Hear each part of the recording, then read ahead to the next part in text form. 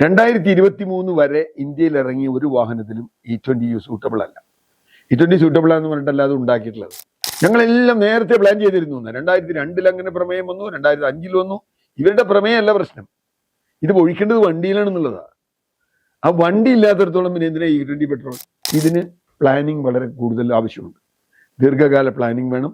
വണ്ടികൾ പതുക്കെ മാറ്റണം. അവിടെയാണ് സുരേഷ് ഗോപി വന്നിട്ട്, അദ്ദേഹം സിനിമയിൽ മുഖ്യമന്ത്രി ആയിട്ടുണ്ട്, പോലീസ് ഓഫീസർ ആയിട്ടുണ്ട്, സയന്റിസ്റ്റ് ആയിട്ടുണ്ടാവും, ഒക്കെ ഉണ്ടാവും, പല വേഷങ്ങൾ കിട്ടിയിട്ടുണ്ടാവും. പക്ഷെ അതിൻ്റെയൊക്കെ വിവരം അദ്ദേഹത്തിന് ഉണ്ടെന്ന് പറയരുത്. ഇപ്പോൾ എത്തനോൾ ഉണ്ടാക്കുന്ന ഒരു കമ്പനി ഉള്ളൂ ഇന്ത്യയിൽ. ആ കമ്പനിയുടെ ഉടമസ്ഥൻ നിതിൻ ഗഡ്കരിയുടെ മകനാണ്. അത് വന്നപ്പോഴാണ് ആളുകൾക്ക് പെട്ടെന്ന് കാര്യം മനസ്സിലായി. ധാന്യങ്ങളിൽ നിന്ന് അത് ഉണ്ടാക്കണ്ടേ, കരിമ്പിൽ നിന്ന് അത് ഉണ്ടാക്കണ്ടേ. ധാന്യം, ജനസംഖ്യ നിരന്തരം കൂടിക്കൊണ്ടിരിക്കുന്ന ഇന്ത്യ പോലൊരു രാജ്യത്ത് ധാന്യം കിട്ടാതെ വരുന്ന ഒരു അവസ്ഥയെ ഉണ്ടാവും. E20 പെട്രോൾ ഒരു വിവാദമായി എന്ന് തന്നെ പറയേണ്ടി വരും. പോസിറ്റീവായും നെഗറ്റീവായും അഭിപ്രായം പറയുന്നുണ്ട്. കഴിഞ്ഞ ദിവസം കേന്ദ്രമന്ത്രിയും കേരളത്തിൽ നിന്നുള്ള BJPയുടെ MPയുമായിട്ടുള്ള സുരേഷ് ഗോപി ഒരു പ്രസ്താവന പറഞ്ഞു. E20 പെട്രോൾ സുരക്ഷിതമാണ്, വാഹനങ്ങൾക്കൊന്നും ഒരു തരത്തിലുള്ള കേടുപാടുകളൊന്നും സംഭവിക്കില്ല എന്ന് പറയുന്നു. ഇപ്പോൾ നിതിൻ ഗഡ്കരി ആ വാദത്തെ തള്ളിക്കൊണ്ട് കേടുപാടുകൾ വരാൻ സാധ്യതയുണ്ട് എന്ന് പറയുന്നു. E20 പെട്രോൾ സത്യത്തിൽ നമുക്ക് ഗുണം ചെയ്യുമോ അതോ ദോഷം ചെയ്യുമോ? E20 പെട്രോളിന് അനുകൂലമായി നടക്കുന്ന ഏറ്റവും പ്രധാനപ്പെട്ട വാദം, ലോകത്ത് ക്രൂഡ് ഓയിൽ രാഷ്ട്രീയമായി നിയന്ത്രിക്കപ്പെടുന്നു. ഇപ്പൊ യുദ്ധം വരുമ്പോൾ നമുക്ക് കിട്ടാതാവുന്നു.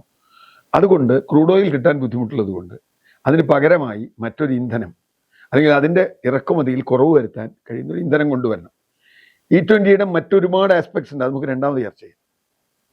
ആ വാദത്തിലാണ് ഇപ്പോൾ E20 കൊണ്ടുവന്നത്. ഈ കൊണ്ടുവന്നതിൽ തന്നെ കുറെ, അതിൻ്റെ മെത്തഡോളജി തന്നെ വലിയ പ്രശ്നമാണ്. കാരണം ഏകപക്ഷീയമായിട്ടാണ് ഇത് കൊണ്ടുവന്നത്. 2023 വരെ ഇന്ത്യയിൽ ഇറങ്ങിയ ഒരു വാഹനത്തിലും E20 സൂട്ടബിൾ അല്ല. E20 സൂട്ടബിൾ ആണെന്ന് പറഞ്ഞിട്ടല്ല അത് ഉണ്ടാക്കിയിട്ടുള്ളത്. ഒരു വാഹനം ഡിസൈൻ ചെയ്യുമ്പോൾ അതിൽ ഏത് ഇന്ധനം ഉപയോഗിക്കണം എന്നൊക്കെ ഉള്ളത് അതിൽ വളരെ ക്ലിയർ ആണ്. ഇന്ന ഇന്ധനം ഉപയോഗിക്കുകയാണ് വാഹനത്തിന് വേണ്ടത്.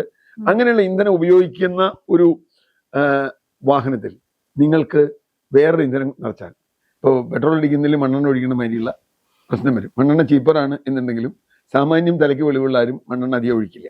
മണ്ണെണ്ണ ഒഴിച്ചാൽ അത് കേടായിപ്പോവും, അതിൻ്റെ യന്ത്രങ്ങൾ കേടായിപ്പോവും, കാർബറേറ്റർ കേടായിപ്പോവും, അതിൻ്റെ ഉള്ളിലെ മെറ്റൽസ് ഉണ്ട്, മെറ്റൽ പാർട്ട് ഉണ്ട്, പ്ലാസ്റ്റിക് പാർട്ട് ഉണ്ട്, ഇതിനൊക്കെ കേടുവരും. അതുകൊണ്ട് സാധാരണ ആരും അങ്ങനെ ഒഴിക്കാറില്ല. ഇവിടെ ഏകപക്ഷീയമായി കുറെ പമ്പ് തുടങ്ങി. അവിടെ നിങ്ങൾക്ക് E20 പെട്രോൾ മാത്രമേ കിട്ടൂ, മറ്റേ പെട്രോൾ പോയി കാണാനില്ല.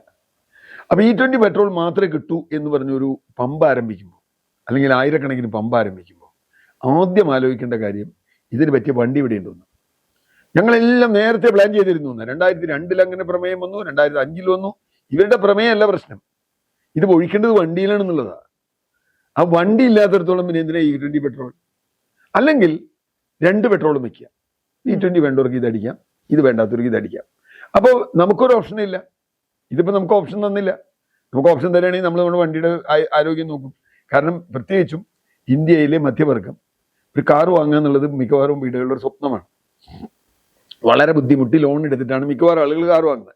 അങ്ങനെ കാർ വാങ്ങി ആ കാർ ഓടിച്ച്, ഒരു മാരുതിയൊക്കെ സെന്നൊക്കെ ഉണ്ടെങ്കിൽ വലിയ കാറായിട്ടാണ് ആളുകൾ കരുതുന്നത്. കാരണം അവരുടെ വരുമാനത്തിന് അതേ പറ്റൂ. ലോൺ എടുത്ത് കടത്തിന് മേൽ കടവുമായി പോകുന്ന ഇടത്തരം ഫാമിലികൾ, അല്ലെങ്കിൽ middle class, lower middle class ഒക്കെ ഉള്ള ആളുകൾ, അവരെ സംബന്ധിച്ചിടത്തോളം അത് യന്ത്രം കേടായാൽ പെട്രോളിന് വില കുറയുന്നില്ല. അതൊരു കാര്യം വേറെയാണ്. പെട്രോളിന് 5 പൈസ കുറച്ചിട്ടില്ല. E20 വന്നിട്ടും പെട്രോളിന്റെ വിലയൊന്നും കുറഞ്ഞില്ല. ഇനി അത് കുറഞ്ഞാൽ തന്നെയും, പെട്രോളിന്റെ വില കുറച്ചാലും വാഹനത്തിന് കേടുവന്നാൽ അതിന്റെ എത്രയോ മടങ്ങ് കൂടുതൽ ചിലവാകും. അതുകൊണ്ട് സാധാരണഗതിക്ക് ഒരു ഫാമിലി അങ്ങനെ ഒരു റിസ്ക് എടുക്കില്ല, അവർക്ക് താല്പര്യമില്ല അതെടുക്കാൻ. ഒരു ഇടത്തരക്കാരൻ്റെ ഭാഗത്തു നിന്നാണ് ഞാൻ 100% പറയുന്നത്. അങ്ങനെ പറയുമ്പോൾ ഇതിന് പ്ലാനിങ് വളരെ കൂടുതൽ ആവശ്യമുണ്ട്. ദീർഘകാല പ്ലാനിങ് വേണം. വണ്ടികൾ പതുക്കെ മാറ്റണം. അവിടെയാണ് സുരേഷ് ഗോപി വന്നിട്ട്, അദ്ദേഹം സിനിമയിൽ മുഖ്യമന്ത്രി ആയിട്ടുണ്ട്, പോലീസ് ഓഫീസർ ആയിട്ടുണ്ട്, സയന്റിസ്റ്റ് ആയിട്ടുണ്ടാവും, ഒക്കെ ഉണ്ടാവും, പല വേഷങ്ങൾ കിട്ടിയിട്ടുണ്ടാവും. പക്ഷെ അതിൻ്റെയൊക്കെ വിവരം അദ്ദേഹത്തിന് ഉണ്ടെന്ന് പറയരുത്. സാധാരണ ഓട്ടോമൊബൈൽ മെക്കാനിക്കുകൾക്ക് വരെ അറിയാം. ഇതുണ്ടാക്കുന്ന കമ്പനികൾ, ഇപ്പം മാരുതി തന്നെ പറഞ്ഞു ഇതിന് സൂട്ടബിൾ അല്ല, മൈലേജ് കുറയും. കാരണം അതൊരു പ്രശ്നമല്ലേ. ഞാൻ പെട്രോൾ അടിച്ചിട്ട് 1 ലിറ്റർ പെട്രോൾ അടിക്കുമ്പോൾ എനിക്ക് 12-15 കിലോമീറ്റർ 20 കിലോമീറ്റർ ഒക്കെ കത്തിച്ചാണല്ലോ ഓടിക്കണേ. ആ 15 കിലോമീറ്റർ കിട്ടുന്ന 5 കിലോമീറ്റർ ആയി ഞാൻ പിന്നെ അതിന്റെ പൈസ എത്ര പോയി? അതിൽ തന്നെ പോയില്ലേ. മൈലേജ് കുറയും. മാത്രമല്ല ഇത് കൂടുതൽ വാട്ടർ കണ്ടന്റ് ഉണ്ട് ഇതിനകത്ത്. അതുകൊണ്ട് മെറ്റലിനൊക്കെ കൊറോഷൻ വരും, പല മൂവിങ് പാർട്സിനൊക്കെ പ്രോബ്ലം ഉണ്ട്. പ്ലാസ്റ്റിക്കിന് വലിയ തോതിലുള്ള ദുരന്തമുണ്ടാവും. എന്ന് പറഞ്ഞാൽ ഒരു വണ്ടിയുടെ മുഴുവൻ എൻജിൻ ചേസിസും ഒക്കെ അഴിച്ച് മാറ്റി വെക്കാൻ പറ്റും ഇതിനു വേണ്ടി. നമ്മൾ ഗ്യാസ് വന്നപ്പോൾ എന്താ ചെയ്തത്? രണ്ടും തമ്മിൽ ഓപ്പറേറ്റ് ചെയ്യാൻ കഴിയുന്ന ഒരു ചേഞ്ച് ഓവർ ഇട്ടു. ഗ്യാസും ഓപ്പറേറ്റ് ചെയ്യാൻ പെട്രോളും ഇടാം. അപ്പോൾ പെട്രോൾ നമ്മൾ ഉപയോഗിക്കില്ല, ഗ്യാസ് ഉപയോഗിക്കും. ഏതെങ്കിലും ഘട്ടത്തിൽ ഗ്യാസ് കഴിഞ്ഞാൽ പെട്രോളിലേക്ക് മാറും. ചിലപ്പോൾ ഇലക്ട്രിക് തന്നെ അങ്ങനെ വരുന്നുണ്ട്. പെട്രോളും ഇലക്ട്രിക് ഉപയോഗിക്കാവുന്ന എഞ്ചിൻസ് ഒക്കെ വരുന്നുണ്ട്, അതും ചെയ്യാം. പക്ഷെ ഇവിടെ അതല്ല, E20 മാത്രമേ ഉള്ളൂ എന്ന് പറഞ്ഞാൽ നമ്മൾ എന്ത് ചെയ്യണം? മറ്റൊരു ഓപ്ഷൻ ഇല്ല. അങ്ങനെ ഒരു ഓപ്ഷൻ ഇല്ലാത്ത ഒരു ഘട്ടത്തിലാണ് ഇങ്ങനെ ഒരു സംഗതി കൊണ്ടുവന്നത്. അപ്പൊ ഇത് എതിർക്കും. ഇപ്പോൾ നിതിൻ ഗഡ്കരിക്ക് തന്നെ അവസാനം പറയേണ്ടി വന്നല്ലോ, ഇത് കുഴപ്പമുണ്ട്. കാരണം പഴയ മോഡൽ 23 വരെ ഇറങ്ങിയ വണ്ടികൾക്കൊന്നും ഉപയോഗമില്ല.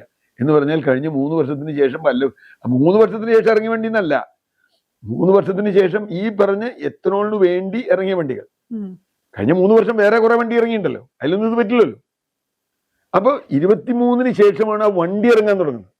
ഇനി ഇന്ത്യയിലുള്ള കോടിക്കണക്കിന് ആളുകൾ മുഴുവൻ ആ വണ്ടിയിലേക്ക് മാറണമെന്നൊന്നും ആലോചിച്ചു, നടക്കില്ലല്ലോ, നടക്കാത്ത കാര്യമല്ലേ. ഈ ആളുകൾ നിങ്ങൾ വേണി മാറിക്കോ, ഞങ്ങളുടെ ഈ പെട്രോളേ ഉള്ളൂ എന്ന് പറഞ്ഞാൽ അവിടെയും ഒരു ചതിയുണ്ട്. കാരണം വാങ്ങാൻ പറ്റില്ല, പലർക്കും കാർ ഉപേക്ഷിക്കേണ്ടി വരും.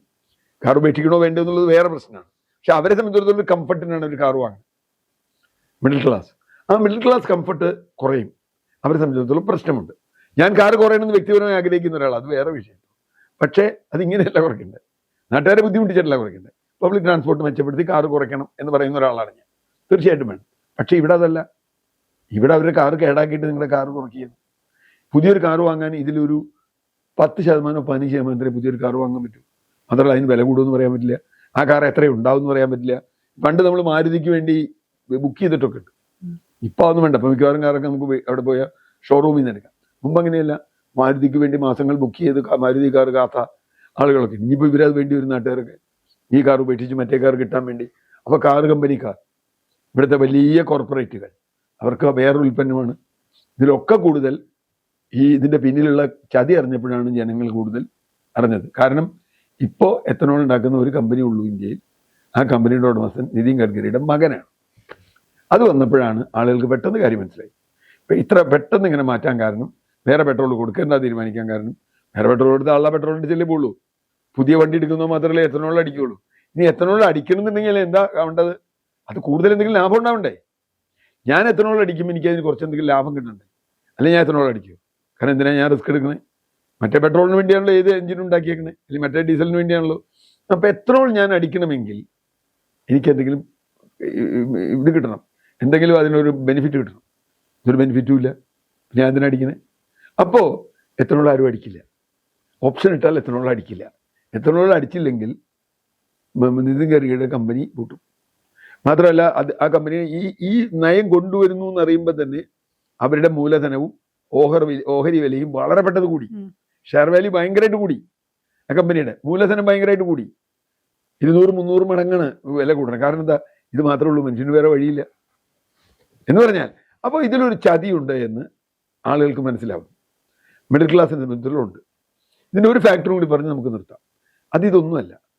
യഥാർത്ഥത്തിൽ എത്തനോൾ ഇന്ത്യ പോലൊരു രാജ്യത്ത് ഒരു പകരം ഫ്യൂവലല്ല.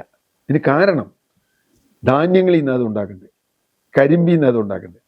ധാന്യം ജനസംഖ്യ നിരന്തരം കൂടിക്കൊണ്ടിരിക്കുന്ന ഇന്ത്യ പോലൊരു രാജ്യത്ത് ധാന്യം കിട്ടാതെ വരുന്ന ഒരവസ്ഥ ഉണ്ടാവും. 1. 2, ഇപ്പോൾ കർഷകനെ സംബന്ധിച്ചിടത്തോളം ഇപ്പോൾ 10 രൂപയ്ക്ക് നെല്ല് സർക്കാരിന് കൊടുക്കണോ അതോ 15 രൂപയ്ക്ക് പെട്രോൾ കമ്പനിക്ക് കൊടുക്കണോ എന്ന് ചോദിച്ചാൽ നിതിൻ ഗഡ്കരിയുടെ മോൻ്റെ കമ്പനിയിൽ ഇത് വാങ്ങുക. അയാൾ മാർക്കറ്റ് വിലയേക്കാൾ കൂടുതൽ കൊടുക്കൂലേ? കർഷകരത് കൊടുക്കൂലേ അവർക്ക്? രണ്ടാമത്, നീ കർഷകരിതൊന്നും വേണ്ട, കർഷകരുടെ ഭൂമി ഏറ്റെടുത്ത് കോർപ്പറേറ്റ് തലത്തിൽ കൃഷി ചെയ്യാം. കാരണം നമുക്കറിയാം, പെപ്സിയും അതുപോലെയുള്ള കമ്പനികൾ, മക്ഡൊണാൾഡ്സും എന്താ ചെയ്തത്? വലിയ തോതിൽ അവർ തക്കാളി തോട്ടങ്ങളും അതുപോലെ ഉരുളക്കിഴങ്ങ് തോട്ടങ്ങളും ഉണ്ടാക്കി അതിൽ GM കൊണ്ടുവന്നു. ഇവിടെ ഭക്ഷണത്തിനല്ലല്ലോ, പെട്രോൾ ഉണ്ടാക്കാനപ്പോൾ GM അരി കൊണ്ടുവരാമല്ലോ, GM ഗോതമ്പ് കൊണ്ടുവരാം, GM കരിമ്പ് കൊണ്ടുവരാം. ഇനി ഈ കൃഷികളെല്ലാം വലിയ തോതിൽ വെള്ളം ഉപയോഗിക്കുന്നതാണ്. ഇപ്പം കരിമ്പാണ് ഇതിൽ ഏറ്റവും നല്ല സാധനം. അപ്പം എന്ത് പറ്റും? നെല്ലുണ്ടാകുന്നതിനേക്കാൾ 5 ഇരട്ടി 6 ഇരട്ടി വെള്ളം വേണം കരിമ്പിന്, കരിമ്പീൻ്റെ ഇതെടുക്കാൻ. അപ്പോൾ കരിമ്പ് മാസീവായിട്ട് കരിമ്പ് ഉപയോഗിക്കും. അപ്പോൾ നമ്മുടെ നെൽപ്പാടങ്ങൾ വലുതും കരിമ്പ് തോട്ടങ്ങളായി മാറും. 1, ഭക്ഷണം കുറയും, ഭക്ഷ്യക്ഷാമം വരും. ഭക്ഷ്യക്ഷാമം വന്നാൽ ഏറ്റവും ദുരിതം അനുഭവിക്കാൻ പോകുന്നത് സമൂഹത്തിലെ ഏറ്റവും താഴെ തട്ടിൽ റേഷനെ മാത്രം ആശ്രയിച്ച് ജീവിക്കുന്ന, സർക്കാർ കൊടുക്കുന്ന അരി കൊണ്ട് മാത്രം ജീവിക്കുന്ന ആളുകൾ. സർക്കാരിൻ്റെ അരി ശേഖരം ഉണ്ടാവില്ലേ കുറച്ച് കഴിയുമ്പോൾ? കാരണം കർഷകർ കൊടുക്കില്ല, കർഷകർക്ക് ലാഭം മറ്റവർക്ക് കൊടുക്കുന്നതാണ്. ഒക്കെ സർക്കാരിൻ്റെ സംവിധാനത്തിൽ നഷ്ടം വരും. അങ്ങനെ വരുമ്പോൾ ഇപ്പം തന്നെ FCI ഗോഡൌണിൽ നിന്ന് അരി മാറ്റിയിട്ടുണ്ട് എന്ന് പറയുന്നുണ്ട്. എത്തനോളിൽ മാറ്റിയിട്ടുണ്ടെന്ന് പറയുന്നു. എന്ന് പറഞ്ഞാൽ അതിൻ്റെ അർത്ഥം എന്താ? ഏറ്റവും പാവപ്പെട്ടവൻ, ക്യൂവിൻ്റെ അവസാനം നിൽക്കുന്നവൻ, അവൻ്റെ റേഷനറി കിട്ടാതാവുകയും ഈ പെട്രോൾ, ഈ എത്തനോൾ പെട്രോൾ, E20 പെട്രോൾ നാട്ടിൽ മുഴുവൻ വ്യാപിക്കുകയും ചെയ്യും. അതുണ്ടാക്കുന്ന പാരിസ്ഥിതിക പ്രശ്നങ്ങൾ. ഇതിനും പുറത്താണ് കാലാവസ്ഥാ മാറ്റം പോലെയുള്ള വിഷയങ്ങൾ വരുന്നത്. മഴ കുറവുള്ള ഒരു കാലം. ഇപ്പം നമുക്ക് കേരളത്തിൽ തന്നെ മഴ കുറഞ്ഞ് നമുക്കറിയാം. മഴ കുറവ് വന്നാൽ എന്തുണ്ടാവും ഈ കൃഷിക്ക്? അപ്പോൾ നദികളിൽ നിന്നൊക്കെ വെള്ളം ഇവർക്ക് കൊടുക്കും. കാരണം എന്താ? ഇവർക്ക് പൈസ കൂടുതൽ കൊടുക്കാൻ പറ്റും. 2 രൂപയ്ക്ക് അരി വാങ്ങുന്നതിനകത്ത് കൊടുക്കാൻ പറ്റില്ല. നേരെ മറിച്ച് 12 രൂപയ്ക്ക് അരി വാങ്ങാൻ തയ്യാറുള്ളവൻ, അല്ലെങ്കിൽ 20 രൂപയ്ക്ക് അരി വാങ്ങാൻ തയ്യാറുള്ളവൻ അവർക്ക് കൊടുക്കാൻ പറ്റും. മാത്രമല്ല ഇതൊരു കുത്തകയാണ്. നാളെ ഇപ്പോൾ IOC വന്നേക്കാം. ഞാൻ കുത്തക എന്ന് പറഞ്ഞാൽ നാളെ ഇന്ത്യൻ ഓയിലോ അല്ലെങ്കിൽ വേറെ ഏതെങ്കിലും കമ്പനികളൊക്കെ ഉണ്ടാക്കിയേക്കാം, ഇല്ലെന്ന് ഞാൻ പറയുന്നില്ല. പക്ഷേ ഇപ്പോൾ ഒരു കൊള്ള നടത്താൻ നിതിൻ ഗഡ്കരി തൻ്റെ അധികാരം ഉപയോഗിച്ചു എന്ന് തോന്നൽ ജനങ്ങൾക്കുണ്ട്. അതിൻ്റെ ദുരന്തം ജനങ്ങൾ 2 തരത്തിലും അനുഭവിക്കും. മിഡിൽ ക്ലാസ് ഇങ്ങനെ അനുഭവിക്കുമെങ്കിൽ ലോവർ ക്ലാസ് ജനങ്ങളെ സംബന്ധിച്ചിടത്തോളം ഭക്ഷണം കിട്ടാതെ അനുഭവിക്കും. അങ്ങനെ വരുന്നൊരവസ്ഥ ഉണ്ടാവാൻ പറ്റില്ല. അതുകൊണ്ട് ഈ 2 പേരും ചേർന്നിട്ടുള്ള പ്രക്ഷോഭമായിരിക്കണം എത്തനോളിനെതിരെ എന്നാണ് ഞാൻ കരുതുന്നത്.